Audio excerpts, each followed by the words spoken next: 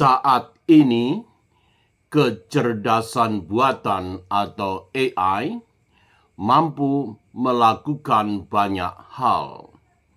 AI dapat mencari ayat dalam Alkitab dalam hitungan detik. AI dapat menjelaskan konteks sejarah tentang isi perikop tertentu dalam Alkitab. AI dapat membantu memahami istilah-istilah yang sulit dalam Alkitab. Namun muncul pertanyaan yang semakin penting. Jika AI dapat membantu kita memahami Alkitab semacam itu, lalu apa peran Roh Kudus? Apakah keduanya memiliki peran yang sama, ataukah ada sesuatu yang tidak pernah dapat digantikan oleh teknologi? Semakin mencintai Alkitab. Selamat datang di channel Semakin Mencintai Alkitab. Tema hari ini, peran Roh Kudus versus kecerdasan buatan. Pengantar, pertama-tama kita perlu memahami bahwa AI dan Roh Kudus tentu saja berada pada tingkat yang sama sekali sangat berbeda. AI adalah alat, Roh Kudus adalah pribadi Allah yang bekerja dalam kehidupan orang beriman. Karena itu, AI dapat membantu kita untuk memperoleh informasi, tetapi Roh Kudus bekerja jauh lebih dalam daripada sekedar memberikan informasi. Bagian 1, AI membantu menjelaskan, Roh Kudus membantu memahami dengan hati. AI dapat menjelaskan arti sebuah ayat. AI dapat menunjukkan hubungan antara satu teks dengan teks lainnya. Namun dalam Injil Yohanes bab 14 ayat 26, Yesus berkata, "Penghibur, yaitu Roh Kudus, dialah yang akan mengajarkan segala sesuatu kepadamu dan akan mengingatkan kamu akan semua yang telah kukatakan kepadamu." Perhatikan kata-kata Yesus. Roh Kudus bukan sekedar memberikan pengetahuan. Roh Kudus mengajar, mengingatkan, dan membimbing. Pemahaman rohani bukan hanya soal mengetahui arti teks.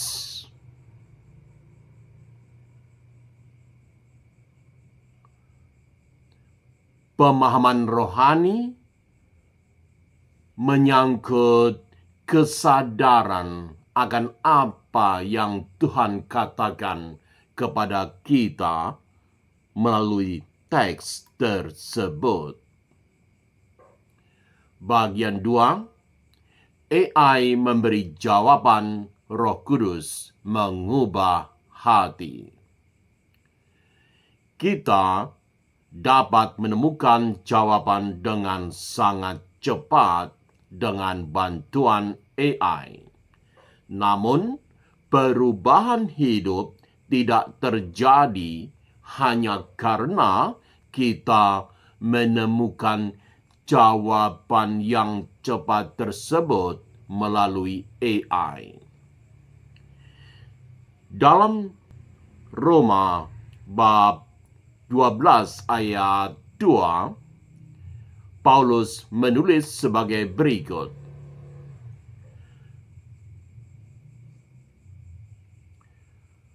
Berubahlah oleh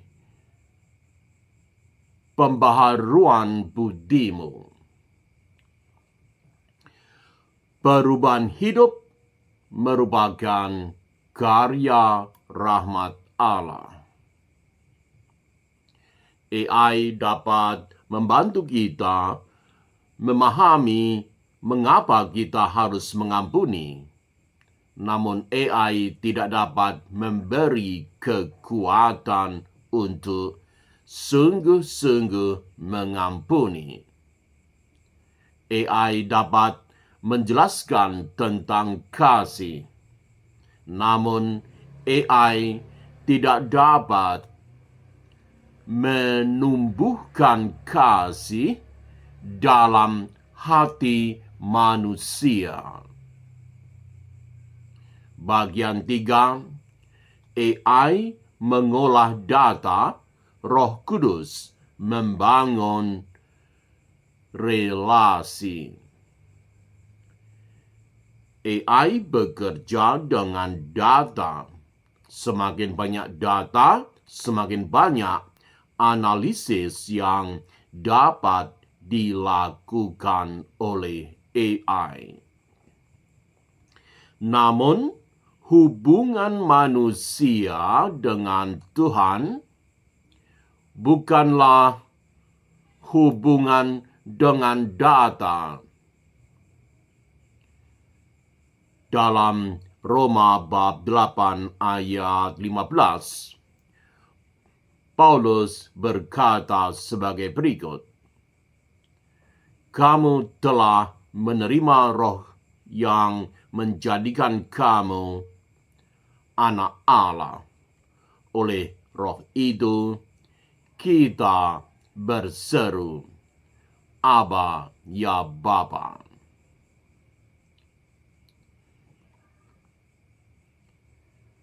Iman bukan sekedar mengetahui sesuatu tentang Tuhan. Iman merupakan hidup dalam relasi dengan Tuhan. Relasi tidak dapat digantikan oleh algoritma. Bagian 4, AI membantu membaca Alkitab. Roh Kudus membuat sabda menjadi hidup. Banyak orang dapat membaca ayat yang sama. Banyak orang dapat memahami teks yang sama, namun pengalaman rohani setiap orang tentu saja berbeda antara yang satu dengan yang lain. Mengapa demikian? Bagaimana hal itu bisa terjadi? Karena Roh Kudus bekerja dalam hati manusia. Dalam 2 Korintus bab 3 ayat 6 tertulis sebagai berikut. Sebab huruf mematikan, tetapi roh menghidupkan. Hal tersebut bukan berarti teks Alkitab tidak penting. Justru sebaliknya, firman Tuhan menjadi hidup ketika Roh Kudus bekerja melalui firman itu dalam kehidupan kita. Bagian 5, pesan pengingat. AI dapat membantu kita mengetahui lebih banyak tentang Alkitab. Namun, hanya Roh Kudus yang dapat membuat Alkitab mengubah hidup kita. Bagian 6, refleksi. Di era digital dan AI, kita tidak perlu takut pada teknologi. Teknologi dapat menjadi alat yang sangat berguna. Namun kita juga tidak boleh melupakan bahwa pertumbuhan iman tidak terutama lahir dari kecanggihan teknologi.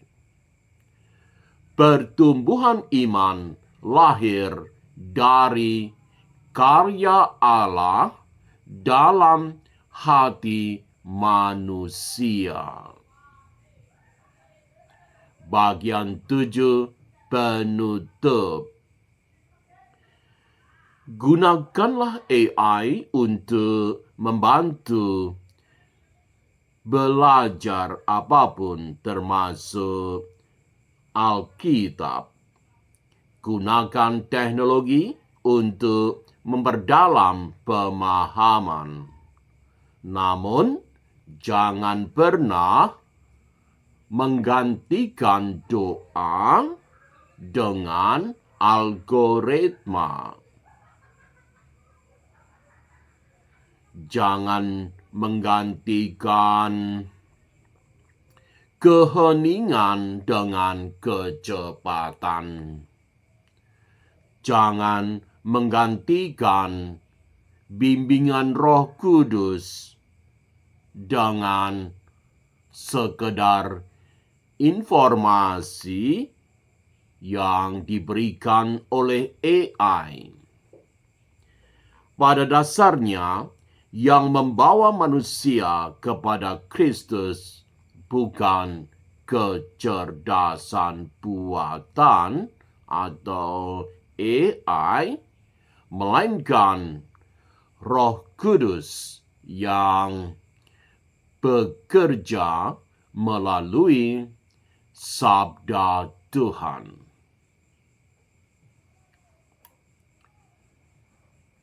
Sebelum membaca Alkitab, cobalah berdoa singkat.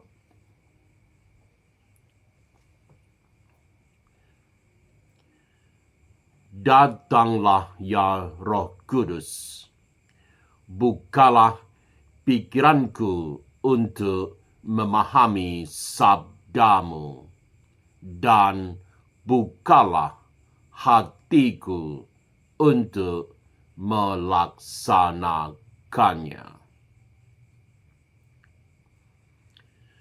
Memahami firman merupakan anugerah. Menghidupi firman merupakan karya Roh Kudus dalam diri kita.